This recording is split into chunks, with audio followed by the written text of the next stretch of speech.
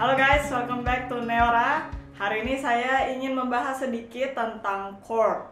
Jadi awalnya memang gitar ini adalah instrumen yang fungsinya adalah untuk mengiringi vokal ya, atau mengiringi penyanyi. Jadi waktu awal-awal gitar itu muncul, gitar itu bukan sebagai solo instrumen.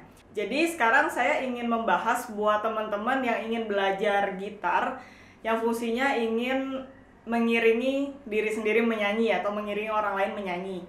Ya, dan kalau misalkan teman-teman lihat di contohnya di internet gitu ya, banyak sekali lagu-lagu pop di mana teman-teman bisa langsung mendapatkan chordnya. Nah, tapi mungkin buat yang baru belajar bingung nih, gimana sih step awalnya untuk belajar chord?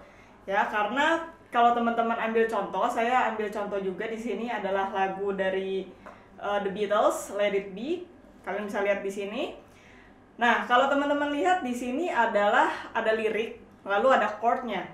Ada beberapa website yang begitu kalian klik chordnya itu langsung muncul diagram chordnya, dan itu menunjukkan di mana posisi tangan kiri kalian harus menekan senarnya ya. Jadi di sini saya ingin memberikan step awalnya gimana sih caranya kita supaya bisa menyanyi dan langsung mengiringi nyanyian kita dengan chord di gitar. Kalau teman-teman lihat di situ kita punya C, punya G, punya A minor, punya F ya. Jadi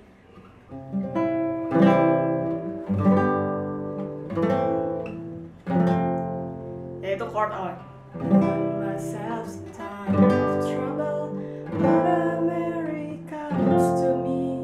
Ya, itu untuk verse awalnya.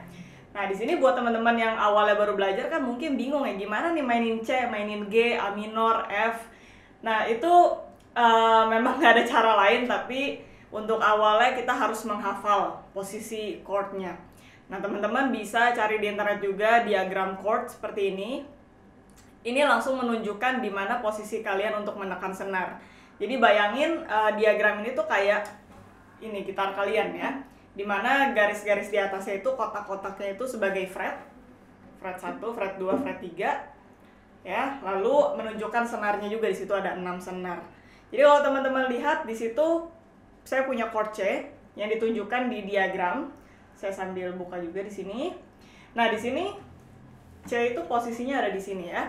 Jadi di senar 2 fret 1, senar 4 fret 2, senar 5 fret 3. Ya, jadi ini chord C.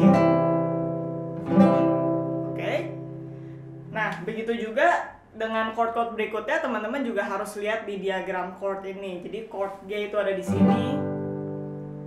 Ya, A minor. Lalu ke F.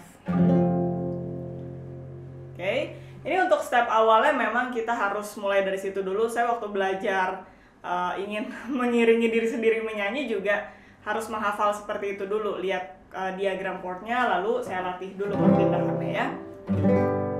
Nah, untuk yang baru belajar jangan bingung nih kanannya harus gimana ya maininnya ya, karena itu banyak banget cara strumming. Bisa kayak tadi simple ya, single drum ya. Tapi nanti kita juga bisa, contohnya kalau mau dipakai format picking seperti itu juga bisa ya. Nanti banyak sekali variasinya dan itu bisa saya jelaskan nanti di video-video berikutnya.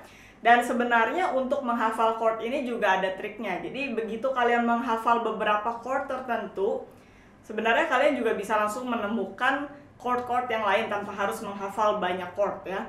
Nah, itu nanti juga saya akan jelaskan di video berikutnya bagaimana caranya kita bisa mengaplikasikan satu chord menjadi chord yang lain. Ya, tapi untuk sekarang buat teman-teman yang pengen untuk langsung bisa menyanyi dan mengiringinya di gitar, langkah pertamanya adalah kalian harus menghafal dulu posisinya di gitar melalui diagram chord seperti ini ya. Jadi nanti dari situ kita bisa bangun stepnya sedikit demi sedikit. Nanti kita juga bisa tambahkan strumming tangan kanannya. Oke, jadi itu aja mungkin video singkat hari ini supaya teman-teman juga bisa langsung mulai belajar. Jangan lupa seperti biasa untuk like dan subscribe ke channel Neora, dan I'll see you guys in the next video. Bye.